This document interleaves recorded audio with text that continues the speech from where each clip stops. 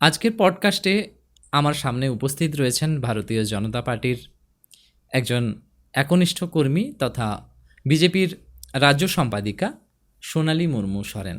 সোনালীদি, অনেক অনেক স্বাগত। ধন্যবাদ। সোনালীদির কাছে প্রথম প্রশ্ন, নতুন সরকারের 1 মাস পূর্ণ হয়েছে, এই 1 মাসের কাজকর্ম ও প্রশাসনিক অভিজ্ঞতাকে আপনি কিভাবে মূল্যায়ন করবেন? সাধারণ মানুষের প্রত্যাশা পূরণের সরকার কতটা সফল হয়েছে বলে মনে হয়? দেখুন, আমাদের ভারতীয় জনতা পার্টি বিশ্বের সবথেকে বড় রাষ্ট্রবাদী রাজনৈতিক দল। সেই জায়গায় দাঁড়িয়ে ভারতবর্ষ স্বাধীন হয়েছে 1947 সালের 15ই আগস্ট। এই সময় যেখানে 79 years of Indian independence, Azadi কা অমৃত মহোৎসব পালিত হচ্ছে পুরো ভারতবর্ষে, সেই জায়গায় দাঁড়িয়ে পশ্চিমবঙ্গের চিত্র যদি আপনি দেখেন, প্রথমত 34 বছরের বাম শাসন এবং 15 বছরের যে টিএমসি শাসন, তারপর এই 50 বছর পিছিয়ে পড়া পশ্চিমবঙ্গকে আজকে 1 মাসের যে বিজেপি সরকার গঠিত হয়েছে, মাননীয় মুখ্যমন্ত্রী শ্রী শুভেন্দু অধিকারী মহাশয়ের নেতৃত্বে আজকে যে সরকার চলছে, 1 মাসে আমার যদি ব্যক্তিগত মতামত বলি, 1 মাসে আমাদের অনেকটাই কাজ এগিয়ে চলেছে। কারণ আমাদের বিজেপিতে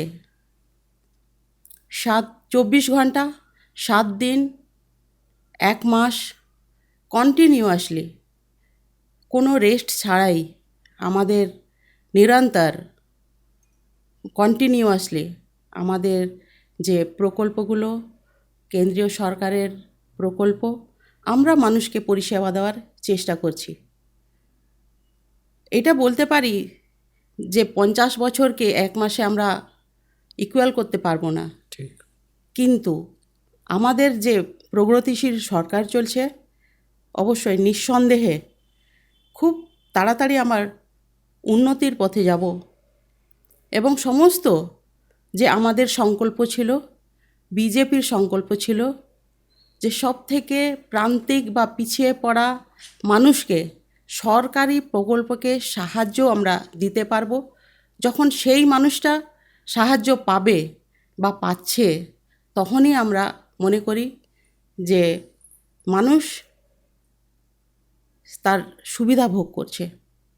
তো সেই জায়গায় দাঁড়িয়ে অবশ্যই আমি ব্যক্তিগতভাবে স্যাটিসফাই যে 1 মাসে আমাদের মুখ্যমন্ত্রী শুভেন্দুদা যে কাজ করছেন, অবশ্যই আমরা আগামী 5 বছরে অনেকটাই এগিয়ে যাব।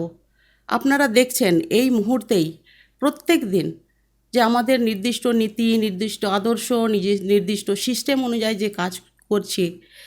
প্রথমত আমাদের 5 জুন যে বিশ্ব পরিবেশ দিবস, শুধুমাত্র আমাদের এটা বিজেপির উদ্যোগ নয়, শুধু বিজেপি যে গাছ লাগাবে, এক পেড় মা কে নাম, কেন্দ্রের সরকার আমাদের যশস্বী প্রধানমন্ত্রী নরেন্দ্র মোদীজি দিল্লিতে এক পেড় মা কে নাম লাগিয়েছেন। তারপর থেকে কলকাতাতে নলবনে 5 জুন আমাদের আদরণীয় মুখ্যমন্ত্রী শ্রী শুভেন্দু অধিকারী মহাশয় উনিও গাছ লাগিয়ে উদ্বোধন করেছেন।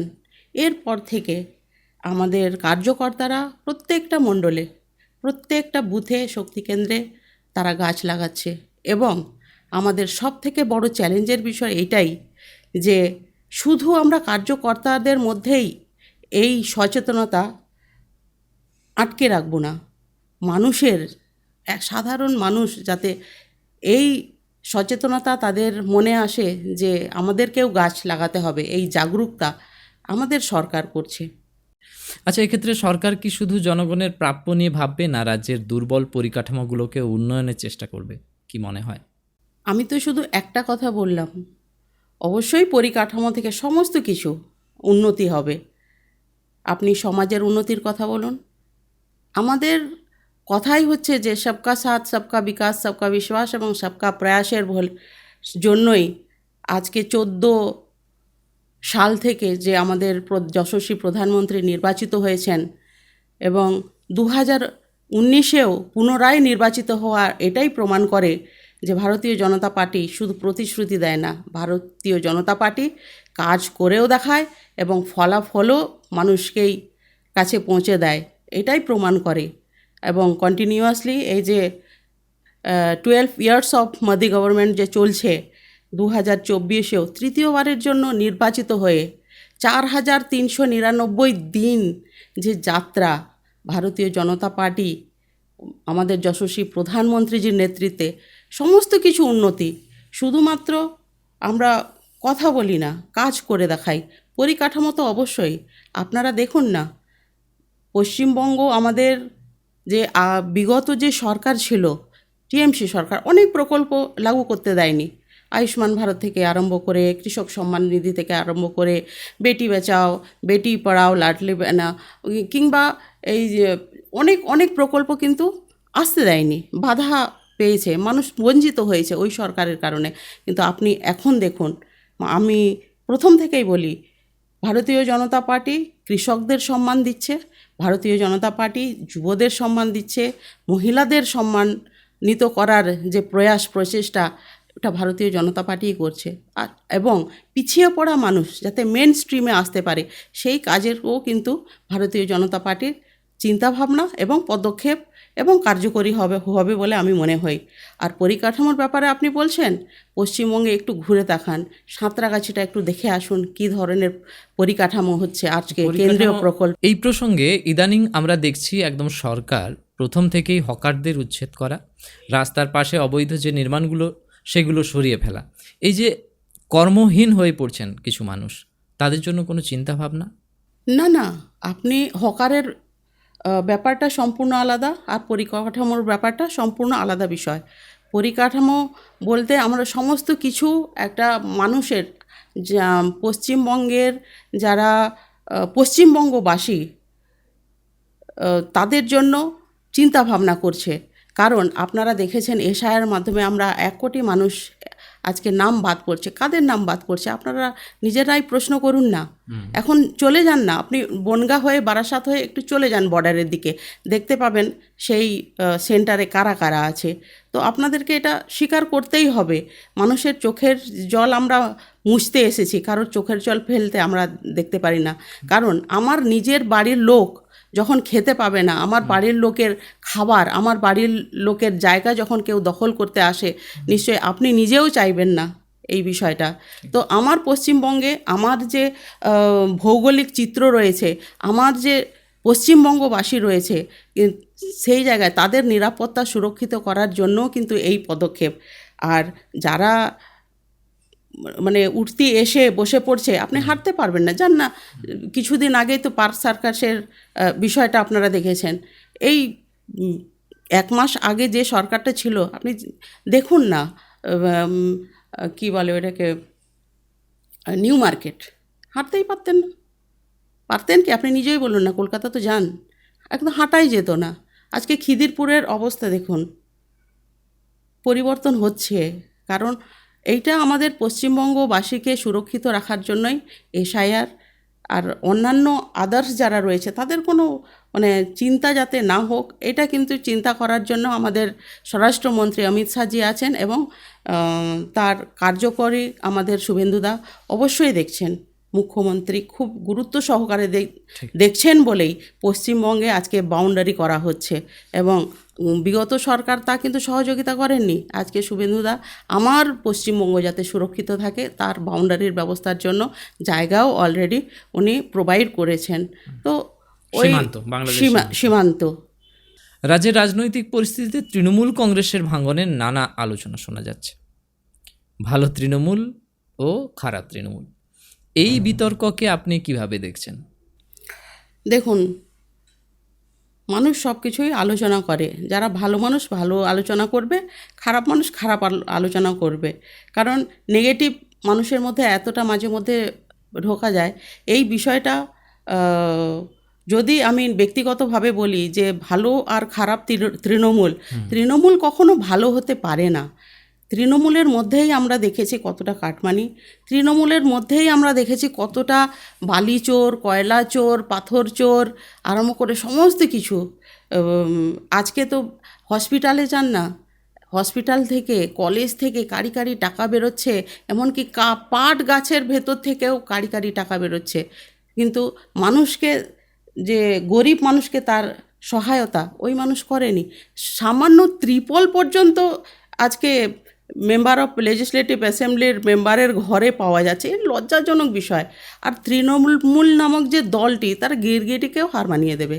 তারা কোনো দিন, তৃণমূল কখনো ভালো হতে পারে না আমার সংজ্ঞা অনুযায়ী।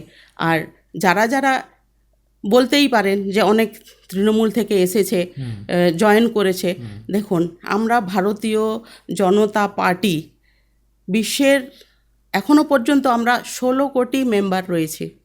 সেই জায়গায় দাঁড়িয়ে সমস্ত রকম একটা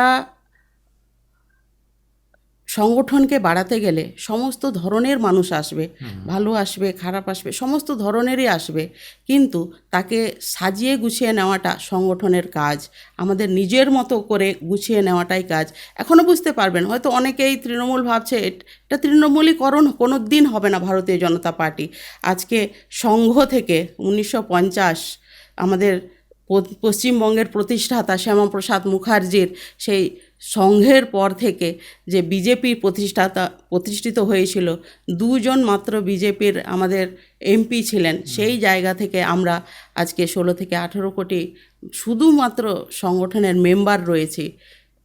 এমনি এমনি নয়, সমস্ত মানুষকে আমরা কাছে টেনে নিই এবং তাকে পরিষ্কার করা, মানে ধুয়ে মুছে পরিষ্কার করার দায়িত্ব আমাদের নিজের। ওই জন্য আমাদের কর্মশালা, হ্যাঁ, ওই জন্য আমাদের নির্দিষ্ট কর্মশালা হচ্ছে। কিছুদিন পরেই দেখতে পাবেন আমাদের পণ্ডিত দীনদয়াল উপাধ্যায়ের কর্মশালা আরম্ভ হবে, প্রত্যেকটা মণ্ডলেই আরম্ভ হবে। মানুষকে এমনভাবে পজিটিভিটি, তৃণমূলীরা যেতে পারে না, অ্যাকচুয়ালি আমাদের এটা সাংগঠনিক কর্মশালা। আমাদের সংগঠনকে মজবুত করার জন্য, সংগঠনকে কংক্রিট করার জন্য এবং সংগঠনের যে বিচারধারা রয়েছে সেই বিচারধারাগুলো আমরা কিভাবে আরও প্রতিষ্ঠিত করব, এর জন্য আমাদের কর্মশালা। আর আপনারা তো জানেন আমাদের পশ্চিমবঙ্গের সভাপতি, সম্মানীয় সভাপতি শ্রী শ্রমিক ভট্টাচার্য মহাশয় বলেছেন এই মুহূর্তে তো কোনো আশাই কোনো অ্যালাউ করা হবে না। এখনও উনি যখন বলেছিলেন প্রায় 1 মাস আগে, তো 3 মাস পর, আরও 2 মাস পর দেখা যাবে। তাও লোকালি কোনো কিছু গ্রহণ করা হবে না, একদম স্টেট লেভেল থেকে আমরা সিদ্ধান্ত গ্রহণ করব কাকে নেব আর কাকে নেব না। সম্প্রতি ককরোচ জনতা পার্টি নিয়ে রাজনৈতিক মহলে নানা জল্পনা রয়েছে। আপনার মতে এটি কি সত্যিকারের রাজনৈতিক বিকল্প নাকি শুধুই একটি গিমিক? এর পেছনে অন্য কোনো রাজনৈতিক শক্তির প্রভাব রয়েছে বলে আপনার মনে হয়? 1 নাম্বার হচ্ছে গিমিক তো অবশ্যই, দ্বিতীয়ত হচ্ছে এআই দ্বারা কন্টেন্ট ক্রিয়েটার করা হয়েছে, এআই এর ব্যবহার করে। আর তৃতীয়ত হচ্ছে এটার মধ্যে আমি ব্যক্তিগতভাবে বলতে পারি বৈদেশিক কোনো শক্তি কাজ করছে মানুষকে বিভ্রান্ত করার জন্য। আজকে ভারতবর্ষের যেভাবে উন্নতিকরণ হচ্ছে, ভারতবর্ষের অর্থনীতি যেভাবে উন্নতির পথে যাচ্ছে, আজকে G20 থেকে আরম্ভ বলুন, আপনি বৈদেশিক নীতি থেকে আরম্ভ করুন, কিংবা মানুষের যে উন্নতিকরণ প্রক্রিয়া যে চলছে, এটার কিন্তু মানুষের সহ্য হচ্ছে না। আচ্ছা, হ্যাঁ, আপনি দেখবেন যে এটার বৈদেশিক কোনো গিমিক তো অবশ্যই রয়েছে। বৈদেশিকের তার প্রচার তার মাধ্যমে করছে, কারণ এরা সোজা পথে তো হাঁটতে পারে না। রাজনীতিকরণ বা গণতান্ত্রিক পদ্ধতিতে মানুষের যে মৌলিক অধিকার প্রতিষ্ঠা করার এরা ভাবতে পারে না। এটা একদম মানে বিদেশির চক্রান্ত এবং গিমিক তো অবশ্যই। এআইয়ের মাধ্যমে এটা প্রক্রিয়াটি করা হচ্ছে। পরের প্রশ্ন নিট নিয়ে। নিট পরীক্ষার প্রশ্ন ফাঁসের ঘটনা দেশ জুড়ে ব্যাপক বিতর্ক সৃষ্টি করেছে, আপনি নিশ্চয়ই জানেন। এই ঘটনার দায় কার এবং শিক্ষামন্ত্রীর পক্ষ থেকে সরাসরি দায় স্বীকার না করার বিষয়টিকে আপনি কিভাবে দেখছেন? দেখুন, আমাদের সম্মানীয় কেন্দ্রীয় শিক্ষামন্ত্রী রয়েছেন আমাদের ধর্মেন্দ্র প্রধানজি, পাশের উড়িষ্যা রাজ্যের। এই বিষয়টাকে নিয়ে অত্যন্ত ভীষণ গুরুত্বপূর্ণভাবে বিষয়টা দেখছেন।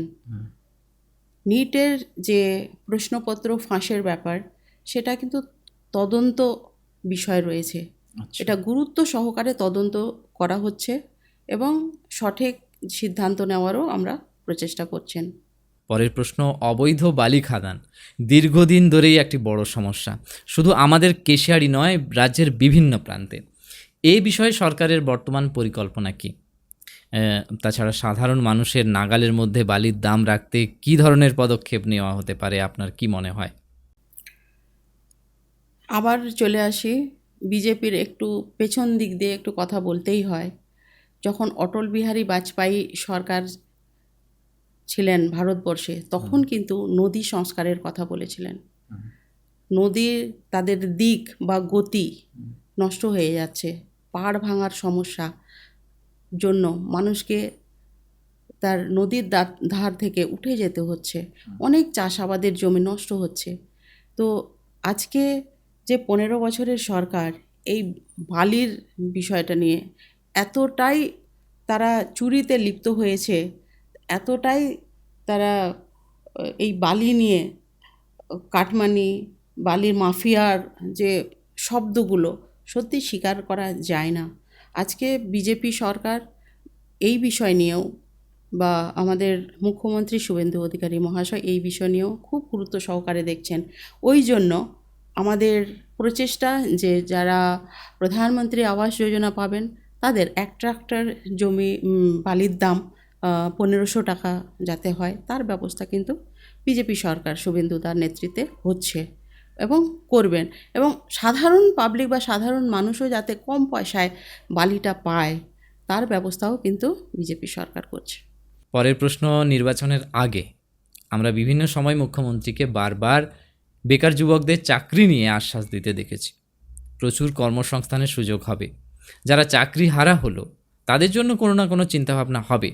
সর্বোপরি কর্মসংস্থান নিয়ে কী চিন্তাভাবনা রয়েছে নতুন সরকারের?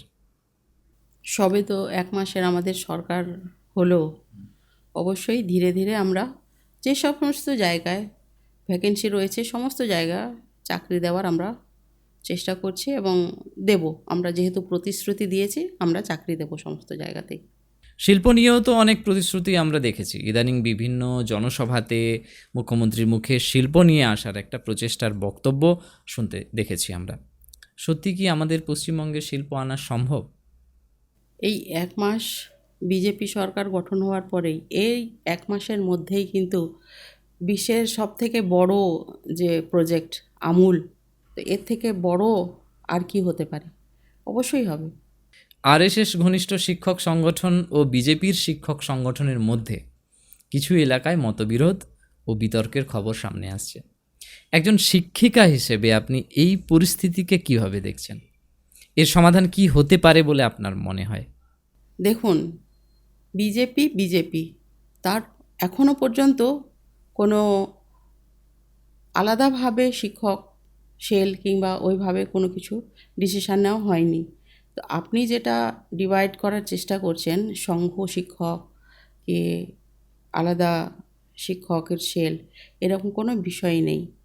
কারণ টিচার শিক্ষক শিক্ষকতা করবে।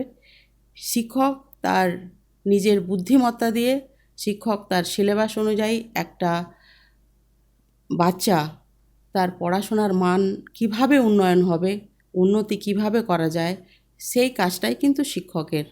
আর যারা বাদবাকি কথাগুলো বলছেন তার সম্পূর্ণ ব্যক্তিগত, এতে আমি কোনো মন্তব্য করতে চাই না। অনেক ক্ষেত্রে দেখা যাচ্ছে রাজ্য নেতৃত্ব এক ধরনের বার্তা দিচ্ছেন, অথচ স্থানীয় স্তরে ভিন্ন ধরনের কাজ বা বক্তব্য সামনে আসছে। দলীয় শৃঙ্খলা বজায় রাখতে ভবিষ্যতে কি কঠোর ব্যবস্থা নেওয়া হবে? কি মনে হয় আপনার? প্রথমেই আপনাকে বলেছি যে কিছুদিন পর আমাদের পণ্ডিত দীনদয়াল উপাধ্যায়জি প্রশিক্ষণ শিবির অনুষ্ঠিত হবে। তো আমাদের যে শৃঙ্খলা রয়েছে, অনেকের অজানা আছে এখনও পর্যন্ত, সবাইকেই সচেতন করতে হবে। আমাদের যে কার্যপদ্ধতি রয়েছে বিচারধারা অনুযায়ী এখনও পর্যন্ত অনেক মানুষ সেটা জানেন না, বোঝাতে হবে সবাইকেই, এটাই আমাদের প্রয়াস। কেশিয়াড়ির উন্নয়ন নিয়ে আগামী দিনে কি পরিকল্পনা রয়েছে? পরিকাঠামো, কর্মসংস্থান, স্বাস্থ্য, শিক্ষার ক্ষেত্রে মানুষ কি ধরনের পরিবর্তন আশা করতে পারে? কেশিয়াড়ির উন্নতিকরণের বিষয়ে আমি কয়েকটা কথা বলতে চাই। আমরা নির্বাচনের আগেও কয়েকটা সংকল্প নিয়েছিলাম। এখন প্রথমত একটা ভালো খবর, যেটা সরকারি বাসে সমস্ত মহিলা বা মেয়েরা ফ্রি অফ কস্টে এক জায়গা থেকে অন্য জায়গায় যেতে পারবে। তার সুবিধা তো অবশ্যই কেশিয়াড়িবাসী পাবে। এছাড়াও আমি বলবো যে যারা প্রাইভেট বাস আছে সেই ক্ষেত্রেও যাতে আগামী দিনে বিশেষ সুবিধা পায় মহিলারা, তার তার জন্য বলা হবে। এছাড়াও আমাদের এই কেশিয়াড়ির ওপর যে ড্রেনগুলো রয়েছে, যে ড্রেনেজ পরিষ্কার করা থেকে আরম্ভ করে অলরেডি আমাদের রাস্তা প্রসারণ, তার কাজ শুরু হয়ে গেছে। এবং আগামী দিনে নদীর ভাঙন রোধ করার জন্য যা যা করণীয় কাজ আমরা সেটা করব। এবং হসপিটালে আমাদের এই কেশিয়াড়ি আদিবাসী অধ্যুষিত এলাকা, সেই অনুপাতে আমাদেরকে যেতে হয় ঝাড়গ্রাম জেলায়। তো কেশিয়াড়ির মানুষ যাতে কেশিয়াড়িতেই তাদের হেলথ সম্পর্কে বা তাদের শারীরিক যে সমস্যা সমাধান যাতে কেশিয়াড়িতেই হয়, তার জন্য কেশিয়াড়িতে বড় হসপিটালে যাতে এমনকি অপারেশনের জন্য বা বাইরে যেতে না হয় এমন একটা ইনফ্রাস্ট্রাকচার যাতে কেশিয়াড়িতে হয়, তার ব্যবস্থা অবশ্যই করব। দলের রাজ্য সম্পাদিকা হিসেবে গোটা রাজ্যে আপনি বিভিন্ন কর্মসূচি থেকে শুরু করে সভা, বিভিন্ন কার্যক্রম আপনি পরিচালনা করছেন বা কোনোভাবে দায়িত্বও পালন করছেন। একাধিক কেন্দ্রীয় নেতৃত্ব বা মন্ত্রীদের সাথে আপনাকে প্রায় দেখা যায়। কেশিয়াড়ির মতো জায়গা থেকে উঠে গিয়ে এই যে আপনি রাজ্য কাঁপাচ্ছেন, কেমন অনুভূতি হয় আপনার? অফকোর্স ইয়েস, খুব ভালো অনুভূতি। কারণ একটা কেশিয়াড়ির মতো প্রান্তিক জায়গা থেকে উঠে গিয়ে আজকে কেন্দ্রের যারা প্রভারী রয়েছেন, কেন্দ্রীয় নেতৃত্বদের সাথে আমার কাজ করার অনুভব, বিশেষ করে সুনীল বনসলজির নেতৃত্বে আজকে পশ্চিমবঙ্গের যে জয়, খুবই সুন্দর অনুভব। আর আমি রাজ্য নেতৃত্বকেও অনেক অনেক ধন্যবাদ জানাবো আমাকে এই কাজের সুযোগ দেওয়ার জন্য। আজকে উত্তর 24 পরগনা থেকে আরম্ভ করে দক্ষিণ 24 পরগনার অনুভব, তাদের যে চাহিদা, সেই জায়গাতে গিয়েও মানুষের সঙ্গে কথা বলা, তাদের যে প্রয়োজন সেই শোনা, এবং অন্যদিকে বাঁকুড়া, বীরভূম, পুরুলিয়ার বাঘমুন্ডি পর্যন্ত মানুষের সঙ্গে কথা বলার অনুরোধ, সত্যি একটা সুন্দর অনুভব আমার কাছে।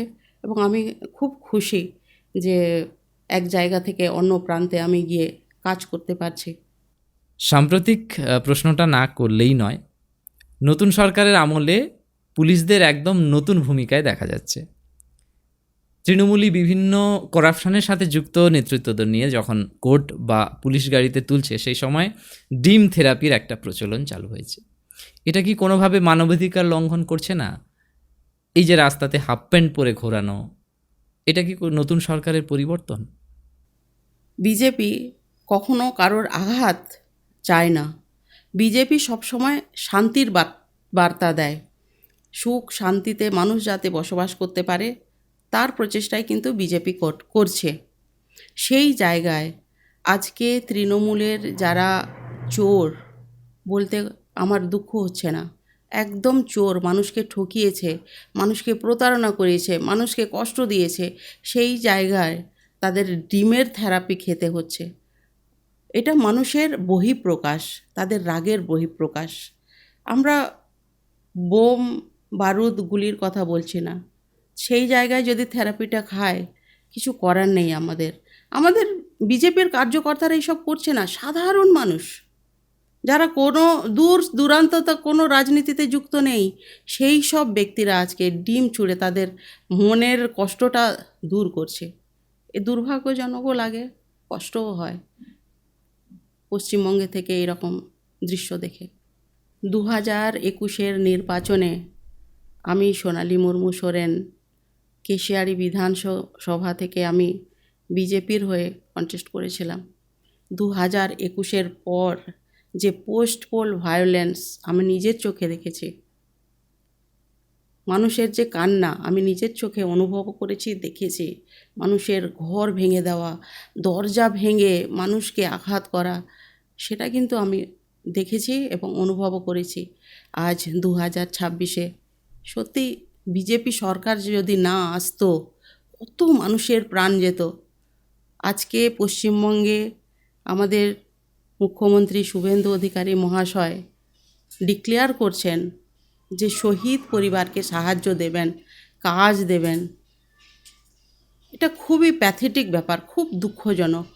2026-এ বিজেপি যদি না আসতো, ডিম থেরাপি আর দেখতে হতো না, মানুষকে অনেক ঘর ছাড়া করাতো, মানুষকে শহীদ হতে হতো।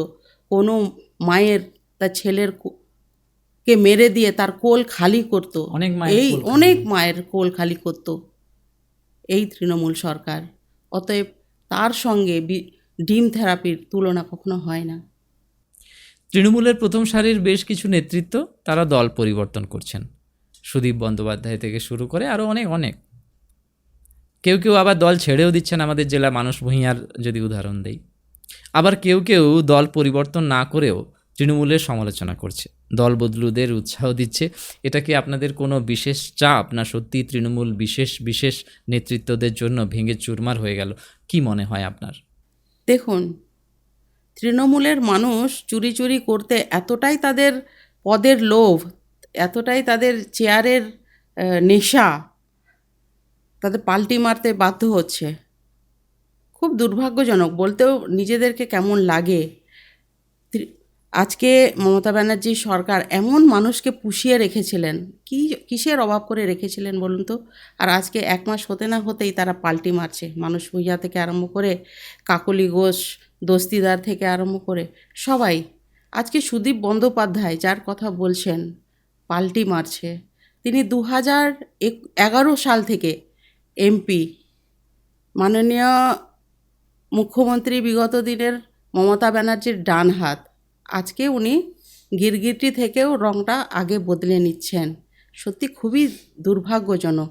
এইসব মানুষরা তাদের পদের জন্য সব কিছুই করতে পারে। আজকে আমাদের বিজেপি সরকারের শিল্পমন্ত্রী তাপস রায়জি, উনি আমাদের শিল্পমন্ত্রী, ওনারা কিন্তু আগেই জানতে পেরে গেছিলেন, কি বুঝতেও পেরেছিলেন, অনুভবে তাদের এসেছিল এই তৃণমূল নামক অন্যায়েরকে তারা সহ্য করতে পারেননি বলে আজকে ভারতীয় জনতা পার্টির থেকে নির্বাচিত হয়ে আজকে শিল্পমন্ত্রী। আমি যদি সজলদার কথা বলি, সজল ঘোষ, আমাদের শ্রী সজল ঘোষ মহাশয়, ওনার যে দুর্গাপূজা কলেজ স্কোয়ারে হয় প্রত্যেক বছর, এই মমতা সরকারের পুলিশে দুর্গাপূজা যাতে না হয়, বাড়িতে তার দরজায় গিয়ে লাথি মেরে দরজা খুলিয়ে কাস্টাডিতে রাখা হয়েছিল এই সজল ঘোষ মহাশয়কে। এইগুলো মেনে নেওয়া যায়? খুব দুর্ভাগ্যজনক। আচ্ছা, এই যে তাপস রায় আপনাদের শিল্পমন্ত্রী, তাপস রায়কে দেখা গিয়েছিল টাটাকে তাড়ানোর আন্দোলনে একটা বড় ভূমিকা পালন করতে। মমতা বন্দ্যোপাধ্যায় থেকে মদন মিত্র সকলের সাথে দেখা গিয়েছিল। আজ তিনি আবার আমাদের রাজ্য সরকারের শিল্পমন্ত্রী। একসময় শিল্প তাড়ানোর কারিগর, আজকে শিল্পমন্ত্রী হয়ে উঠলেন। সত্যি উনি কি শিল্প আনতে পারবেন, আপনার কি মনে হয়? টাটা তাড়ানোর কথা আপনারা, মানুষ না নেগেটিভ কথাটা আগে খুব গিলে খায়, পজিটিভটা নিতে শেখেনি। যেটা বিগত হয়ে গেছে ছাড়ুন না। এখন উনি শিল্পমন্ত্রী, ওনার হাতেই টাটা আজকে আসবে, এটা আমি কথা দিয়ে যাচ্ছি রাজ্যের সম্পাদিকা হিসাবে। দিদির কাছে একদম শেষ প্রশ্ন। মুখ্যমন্ত্রী শুভেন্দু অধিকারী বলেছেন যেসব পুজো কমিটির বাজেট ভালো তাদেরকে এবারে আর অনুদান দেওয়া হবে না। তো ওরা রাগ করবে না তো? একদম। পশ্চিমবঙ্গের মুখ্যমন্ত্রী শ্রী শুভেন্দু অধিকারী মহাশয়কে আমি 100% সহমত পোষণ করছি। খুব ভালো সিদ্ধান্ত ওনার। কারণ আমরা দেখেছি যে জায়গায় কোটি কোটি টাকায় বাজেট নিয়ে দুর্গাপুজো হয়, সেই জায়গাতে অনুদান দেওয়া হচ্ছিল। আমার ব্যক্তিগত মত সেই জায়গায় অনুদান দেওয়া উচিত নয়। অপরদিকে যেখানে গ্রামের প্রান্তিক মানুষ আনন্দ করে খুব কম বাজেটে, সেই সব জায়গায় অনুদান খুবই প্রয়োজন হয়, সেই সমস্ত জায়গায় অনুদান দেওয়া উচিত। উৎসাহ দেওয়া উচিত অবশ্যই, এই অনুদান দিয়ে। একদম দুর্গাপূজা কি এবারে ধুমধাম করে হবে? অবশ্যই। ডবল ইঞ্জিন সরকারের মূর্তি ভাঙা হবে না তো এবারে? আবার বিতর্ক প্রশ্ন আপনি করছেন। এটা পশ্চিমবঙ্গ, শ্যামাপ্রসাদ মুখার্জির গঠিত পশ্চিমবঙ্গ পাকিস্তান থেকে ছিনিয়ে এনে তৈরি করেছেন। এবারে নতুন সূর্য উদয় যেভাবে আপনারা দেখছেন, নতুন পূজাও আপনারা দেখতে পাবেন, অনুভব করবেন যে কোন পশ্চিমবঙ্গ, কিভাবে পশ্চিমবঙ্গ এগিয়ে যেতে পারে। যেখানে আগে বলা হতো যে পশ্চিমবঙ্গ থিংস টুডে দেন অ্যানাদার স্টেট থিংস টুমোরো, সেই জায়গায় আমরা কিন্তু পশ্চিমবঙ্গ ভারতীয় জনতা পার্টি পশ্চিমবঙ্গকে নতুন পশ্চিমবঙ্গ কিংবা সোনার বাংলা গড়তে আমরা একদম 100%। ধন্যবাদ এতক্ষণ আমাদের সময় দেওয়ার জন্য। এতক্ষণ আমাদের সঙ্গে ছিলেন বিজেপির রাজ্য সম্পাদিকা সোনালী মুর্মু সরেন। অনেক অনেক ধন্যবাদ সোনালীদিকে। আগামী দিনে আরও ভালো হোক, আরও মানুষের কাজ করুন, মানুষের পাশে থাকুন, এই কামনা করব। সেই সাথে সাথে আমরাও চাইব আমাদের রাজ্যের প্রভূত উন্নতি হোক। আজকের এপিসোড এই পর্যন্তই। দেখা হচ্ছে পরের কোনো অতিথিদের সাথে। ততক্ষণ পর্যন্ত সবাই ভালো থাকবেন, সুস্থ থাকবেন। ধন্যবাদ। নিজেকে আপডেট রাখতে ফলো করুন সানন্দা নিউজ।